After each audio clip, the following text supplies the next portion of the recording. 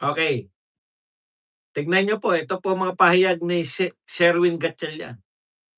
Una natin dapat gawin ay ayusin ang dignidad at imahe ng Senado at panagutin ang dapat managot do'n sa nangyari. Parang ang laki ng krimen, eh, parang 'yun na ang pinakamalaking krimen ngayon, eh. Mas malaki pa po ba 'yan sa krimen ng ano, mas malaki pa po ba 'yan sa krimen na ang alam kong ginawa ni Aplaska nag-warning shot, eh. Sige palagay na natin na hindi na warning shot 'yan dahil marami. Ang ginawa po ni Aplaska, itinaboy niya yung mga NBI na nasa loob ng Senado.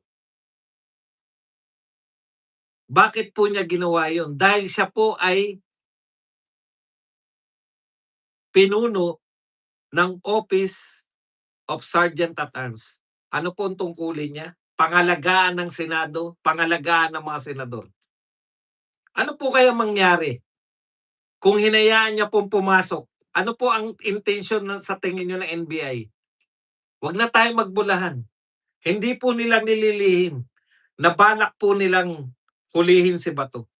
Ngayon kung tama po si John Vic na kaya nando'n ang NBI para pangalagaan yung mga painting, do'n po ba nagkaputukan sa mga painting ng GSIS?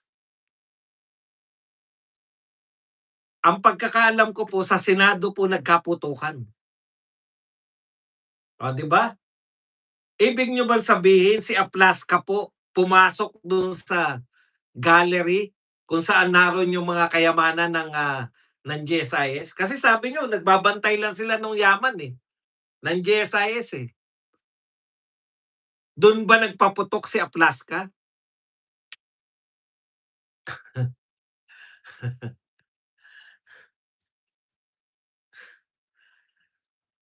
Paubaya na po natin 'yan, tama, ipaubaya po natin 'yan sa mga nag-iimbestiga, pero wala na pong logic yung mga pinagsasabi, okey lang total sasaluhin naman ng media, eh. 'Yan yung problema, nagsama-sama na po sila lahat, media, dilawan kakampi, para lang po hindi makabalik ang isang Sara Duterte sa puwesto. Eh, kahit na ano man gawin niyo kay Sara Duterte meron pang baste, eh. Hindi niyo naisip yun. Okay, una dapat gawin ay ayusin ang dignidad at imahe ng Senado at panagutin ang dapat managot dun sa pangyari. Ilang araw pa lang, ibig niyong sabihin ang taas ng tingin sa Senado nung si Soto? Mababa po ang tingin namin sa Senado, bakit po? Hindi po kayo nag-iimbestiga hindi po kayo nag-iimbestiga sa flood control. Ano po ang flood control?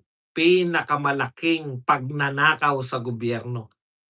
Ito pa sinabi ni Sherwin Gatchalian, kung handa, handa talaga. Ako naniniwala ako talaga diyan. 'Pag talaga plinano yan sa'yo ng Diyos, dadating at dadating yan.